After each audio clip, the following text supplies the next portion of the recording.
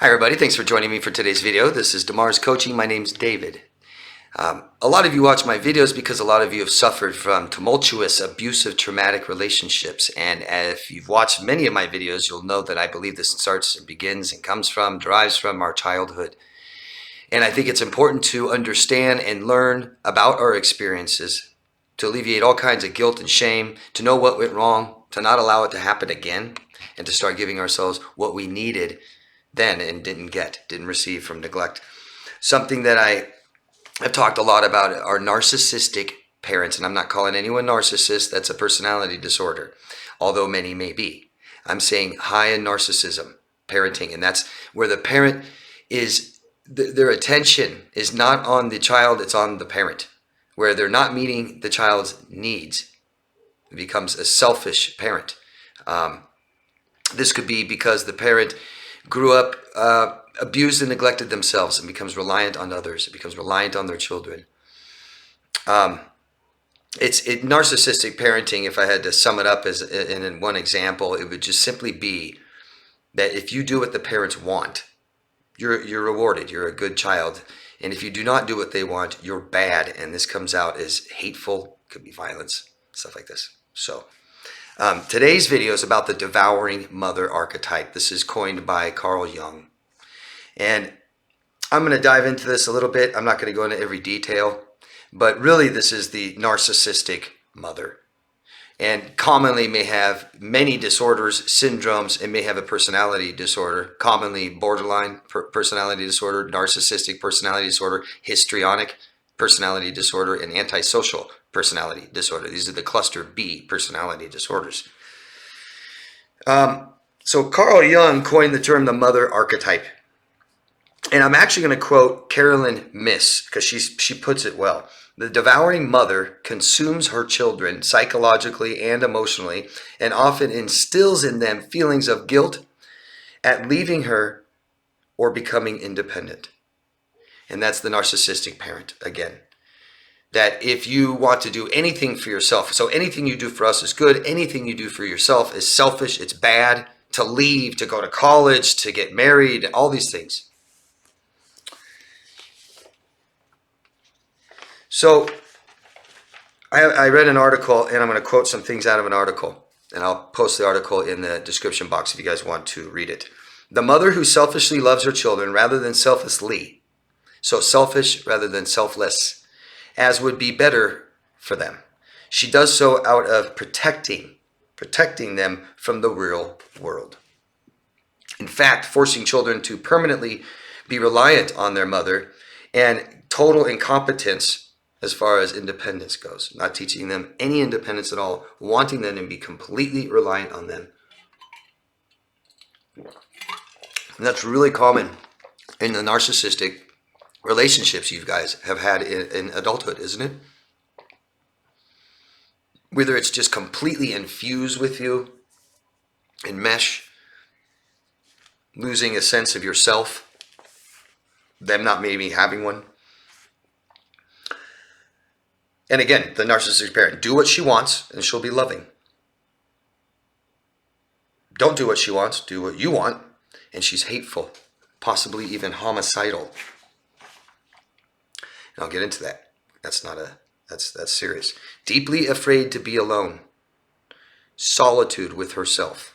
Can't look at herself, hates herself, and just that's the controlling. You know, the codependent, which are just behaviors, codependency. It's just behaviors, and I can't manage and control my life. For whatever reason, I can't look at myself. I'm so full of shame, guilt. I'm not in control of my life at all. I can't manage things. And so I'm going to control and manage your life. And that might be the sole reason these mothers have children. Had you. You look at young mothers. Look at mothers who are 15 and 16 or girls who are 15 and 16 and want children, and you start diving into why, right? You're just desperate to be a mother. They have served others. They're the server. They'll serve people. They have served others for so long, they end up being very controlling, obsessive, and violent. That's the codependent cycle. Rely on me so much. You can't take care of yourself, no self-reliance, independence. Grow up and have children be totally reliant on you emotionally. The parent supplies what the children needs, like physically, and the parent's completely dependent on the children emotionally, psychologically. Children, or dependents, rely on her for needs. She relies on them emotionally by controlling them, devouring the child's potential, lacking accountability for the child's behavior. So this may also be the mother that doesn't hold the child accountable for things that they've done to other people. And that child could grow up not having much accountability, not being able to follow rules very well, not maybe have simple manners, being polite. So there's terms in this article as overprotective mother, the possessive mother, the overbearing mother, the dominant mother. And it all comes down to too much love, if you want to call it love, too much love, control, controlling appearance, activities, being critical. And I've seen mothers like this get involved in the children's friendships, calling the friends up, hanging out with friends behind the child's back even. Just can't make their own friends. Do you see that? And I mean, besides the age gap. Getting in, I'm going to have a party for you with your friends. Your friends are all coming over. Yeah, I already talked to them. You can't date him. The feelings this causes for children growing up for the rest of their life: overwhelmed, anxiety, low self-esteem, inadequacy, unloved.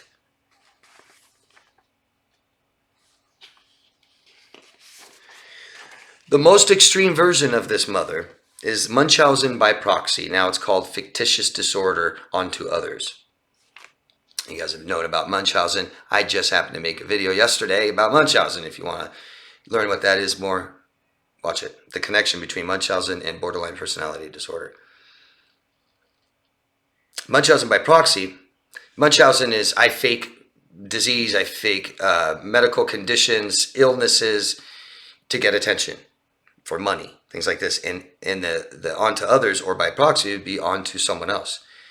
And the definition could be, onto elders, or someone handicapped you're taking care of, or your children. Many, many famous cases. They lie about child symptoms, change test results, physically harm the child, causing injury and even death. They do this for attention, and so that the child will be more reliant on the mother. Insane. You are sick. Think about a mother that would do this to you. You're sick. You're not well. Besides just the emotionally or psychologically, mentally, you're crazy. No, you're dying. You're dying. See, here's the test results. You're dying. And you need to take this medication. Here's some examples. The mama's boy. Yeah? I've had many, many, many women tell me about a man they're dating or married to and their mother, his mother. Completely controlling mother. When you date him, you are also dating her. Eventually, she will hate you. She will be critical. She'll tell you you're a bad mother. She'll try to convince your husband or boyfriend that you're a bad mother, bad person, bad girlfriend, everything. The reliant daughter. The reliant daughter. I've known females like this with daughters like this, and they will hate their mother. They will complain about their mother. They will tell you that their mother is so sick, so awful, so evil. Don't go anywhere near her. She's bad. Next day you call her, where are you? Oh, I'm out to lunch with my mom. Oh. I hate my mom. Complain, complain, complain. Where are you? With my mom. And I've seen moms like this. I have seen a mother say these two things. I'm a good mom. I was such a good mom. I did drugs with my daughters. You did drugs. Hard drugs with her daughters coming right out of childhood. I'm a good mom because I did drugs with them. The same mom also said, I don't even love my children.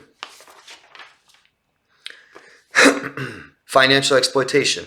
In all abusive relationships, financial exploitation is like 97% common, and it's always first if it is. So this is extremely common. These mothers will value money very, very, very much. It's either the money or whatever the money gets them. And they will exploit children and try to get them to work for them, but not leave.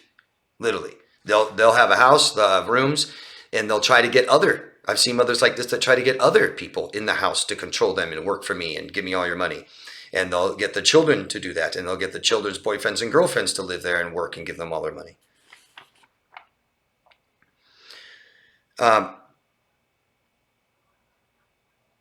They may start being total victims themselves. Poor me, poor me, poor me. So you will come for her. So you will care for her. And this is if you are no longer reliant on her. Total fear if you're not reliant on her. Your independence scares the hell out of her. And she'll try to make you more dependent. And if it can't work, now she's the victim. Now you take care of her. Don't leave her. They cannot be alone. Not saying that they won't be. It's not. Sometimes they can't control it, and they'll be alone. Often, be alone. So don't let me confuse you and say they can't be alone. You say, well, my mom's alone all the time. That's because no one can be around her. It's not really something she can totally control. A lot of children will take off from this, and I'd love to hear your guys' experiences and examples for those of you who have. Hates all masculinity. Hates all masculinity. Hates dad, pitches the children against dad, sits there and tells you your whole life how bad your dad is, may even kill dad, literally. Murder or disease often causes dad disease. Dad may get sick and die early on, 50s. Then they emasculate the son. Remember that son, mama's boy, totally reliant on mom, won't leave mom even for his own wife and children. And this person is delusional. Totally delusional, rewrites narratives to make it fit because she can't look at herself, so she can't address behavior she's done. So manipulative. Fake crying, stuff like this. Gaslighting, yeah? And in the list of things that it causes the children, number one, self-doubt. Self-doubt. Never meeting emotional needs, even though claiming how much they love her and protecting her. Forcing no self-reliance, abandoning parental duties of keeping them safe and secure when that's what they're claiming all they're trying to do. You've heard terms of the golden child, scapegoat. As a child of one of these people, you will most likely be one of them, and you could start as the golden child, end up as the scapegoat, and you could even vacillate back and forth to them. It's rewriting the narrative, whatever fits, whatever helps them.